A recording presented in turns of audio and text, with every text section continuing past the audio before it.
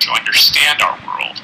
But what I didn't know is that those stories actually create the biology and the chemicals, and we're talking about dopamine and serotonin. I don't know a lot about biology, but I do know that they very much affect our world and the way we experience the world.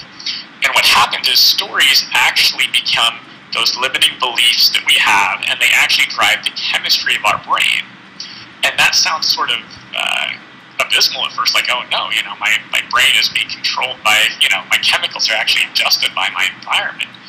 But that also explains why things like meditation can actually rebalance our brain chemistry, because if it can be done that way, it can also be undone. We can rewire our brains, not through chemicals, drugs, and medications, although those can be helpful, but through doing real work, through understanding the old stories we have, getting rid of the underlying limiting beliefs, letting go of those unconscious beliefs, and really living more present in the moment. We actually rewire our brain chemistry to support the new way that we want to live. Wow. Fascinating. Now, it's interesting because I've done a lot of work with a woman called Marnia Robinson. She wrote a book called Peace Between the Sheets. And it's a relationship manual, really, for people who want to understand why relationships often are so difficult. And in it, she describes a huge portion about dopamine, but not that dopamine is necessarily the problem, because that's the motivating chemical. That's the thing that causes us to do. And she was sharing scientific research that was saying that when people do something to get a fix for their dopamine, usually there's an explosion of that chemical in our brain. It's the imbalance that creates the real problem. That, say, for example, and she talks all about sexual chemistry. That orgasm, for example, is one of the biggest things that triggers a huge dopamine rush. And she said that isn't the problem. What happens, of course, is that in our neurology trying to reset the dopamine, it collapses, and then we spend days afterwards, often, in a place where we don't have enough dopamine because our nervous system has bounced back. So for days we're on that rebounded biochemistry where we're always in that place of hunger, which then, of course, I don't mean hunger is in food, but it could be. What I mean is that we're in a place of real weakness, which includes now the desire to go and self-satiate, to self-soothe, to actually get into those addictions that we're trying to get rid of. So she's saying is that cycle that it's that dopamine wave. So when I was reading about that on your website, I was really, really fascinated. Now, how do you then go about then reprogramming, or if the stories that we have, and I know that a lot of these that you're talking about, you're not talking about real conscious stories all the time. I presume you're talking about as you said, it's the associations we made at such a young age that we now don't even consciously realize that the association is made. Like you said, picking up the ball and then the ball drops and then somebody else picks it up for us.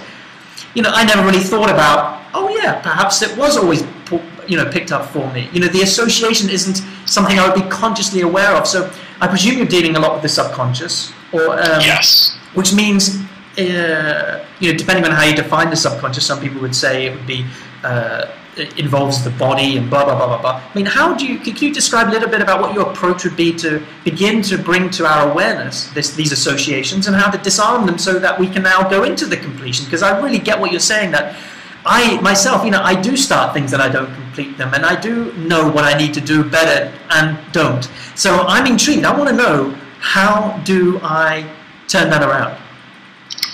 It's a twofold approach. The first thing is we actually have to have some knowledge of why we aren't able to take action, what kinds of developmental things happen, perhaps childhood, key ages where things weren't, where we made shifts, basically, and we need to understand why we made the choices we made. And so there's some structure around, like we talked about, examples of what might be affecting us now that we aren't consciously aware of. We look at different topics. For example, we all have different qualities in the world we want to embody: joy, peace, strength, willpower.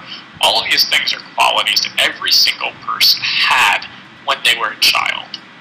And what happened was we had it covered over, we suppressed it or rejected it based on our experience. So in the case of joy, if we were around a depressed mother, we learned very quickly that our joy was not welcome. So we suppressed it. We started at some point realizing our dreams don't matter if we want to survive. We can't make mommy mad.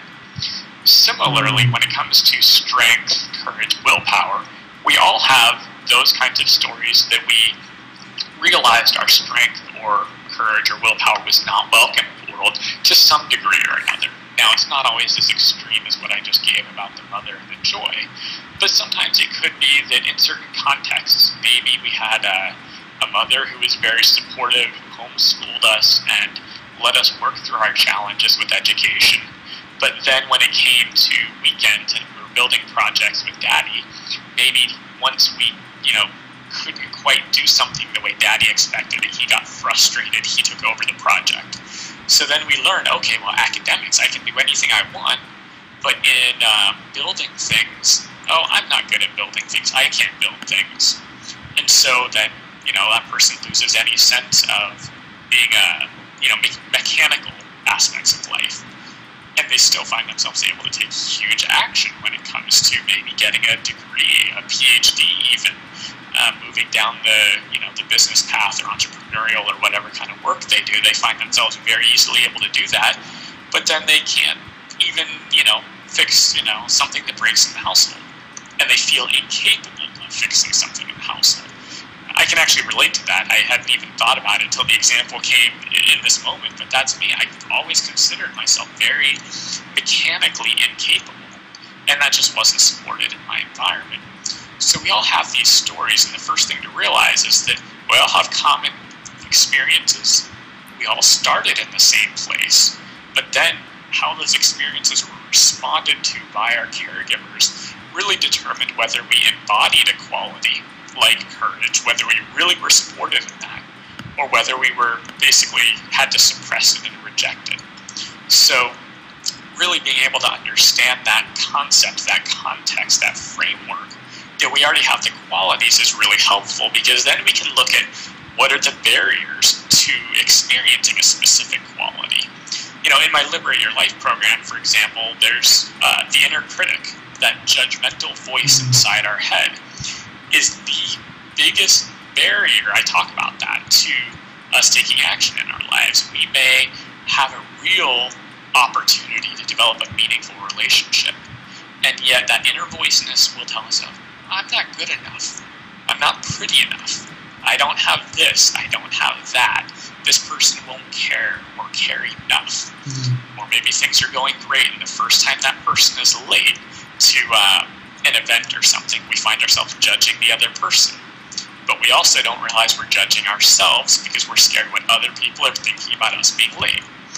So this inner critic voice, it's really insidious. It's happening inside our heads almost all the time throughout the day, unless we're being very present in the moment.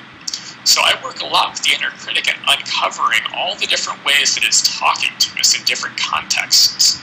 Because we may find it comes out in relationships more so than work, or maybe it comes out more in just various projects that we're involved in, or maybe as a mother we experience it more than as a spouse. All the different roles we play in life are different opportunities. They're all different expressions of the stories we've built up over our lives. And that means it can come out in different ways. So when we look at the inner critic, that's the biggest barrier to our transformation, about telling us how we should be. And whenever we're being told how we should be, we're not being who we really are. We're not being present. If we're told that we should be strong, all that does is create inner pressure, because then what happens in those moments where we don't feel strong, or what happens in those moments where we actually can't take action because of a barrier imposed by something outside of ourselves, such as wanting a promotion at work and it just got taken by someone else. We can't actually have that. We feel weak then. So understanding what the barriers are, like the inner critic, other areas we look at in my program are things like the fact that we feel weak, and there's ways that people deal with feeling weak. Very few people will allow themselves to just feel their weakness, to acknowledge, right now I feel incapable, and not do anything with it. Most of the time, we do one of two things with any type of experience we don't want. the first thing we'll do is, or we may do, is identify with it. So a person who's feeling weak will say, oh, I'm so weak, I can't do anything, oh, I'm just a failure, oh, I probably shouldn't be alive. You can hear all the inner critic in that, identifying with the weakness. The other thing that people will do is they'll overcompensate for it. So they'll say, I don't want to feel this weakness, so I am going to be as strong as I can. I will succeed in every way, and I will make sure nobody ever knows that underneath it, I feel weak. And when I say nobody, I mean even myself. I don't want to feel that weakness, so I will do anything I can to avoid it. So one way to actually embody our strength, to really get to it, is to start acknowledging all the ways we feel weak. And as you can see, this is often subconscious, because if we're identifying with the weakness, then we're not really aware that we're weak. We just are so identified with it, we just can't do anything. Yeah. On the flip side, if we are identifying with being strong, then we're not consciously aware that underneath it, we feel weak. So either way, we're not conscious of this weakness. So by bringing it to light, then we can say, okay, I feel weak. Then we can start inquiring about all the things in our past that caused us to feel weak. And this is where the stories really come in, because now we've got a combination of some sort of structured teaching, an approach where we say, okay, the quality of weakness is related, the whole of weakness is related to the quality of strength. Now that I know this, I can look at all the ways I felt weak in the past, or the ways that I wasn't supported to be strong. And we start working through it, and as we metabolize that, as we realize those stories are the past, not the present, we become enabled to integrate it, to consciously step forward and realize in a given moment, oh, I'm being faced with a new situation at work. And I know right now I have a propensity, I have the predisposition to step back, to fall away, to feel weak. Okay, let me feel that right now. Is it really true that I'm weak in this moment? No, you realize maybe you're totally capable of doing this job that you want the promotion for. And so then you just allow yourself to be with it, and then you go for the promotion. Or, you know, if you found yourself overcompensating, just be like, I'm going to take that promotion, I'm going to knock everyone out. Maybe you step back and realize, okay, you know what, I'm actually feeling weak right now. What is really called for? And we may realize we don't want the promotion. The only reason we're taking it is to avoid feeling that weakness, that lack of power. So that's a really good example of how we can shift from looking at the qualities we want to embody, the holes that we have, the barriers we have to preventing us from embodying them, and then taking a look at the subconscious. And there's a lot of ways to look at the subconscious. You know, asking questions of ourselves is extremely important. We just need to know where to look. Yeah, wonderful, fantastic. Thank you for sharing that. You know, one of the ways in which I work with people's subconscious is through the body, through embodiment. Therefore, by having people externalize those associations, those stories, those beliefs through the physicality, and then meeting that resistance through their physicality, there's a release that often happens, especially when there's an amplified field in a small group scenario. So I really resonate with what you're saying. Are you happy to answer a question or two, by the way? Of course. Wonderful. Well, we have a question here from Maria, and she asks, and I think this is a fascinating question, so I'm excited to ask you. She says, do you believe it's possible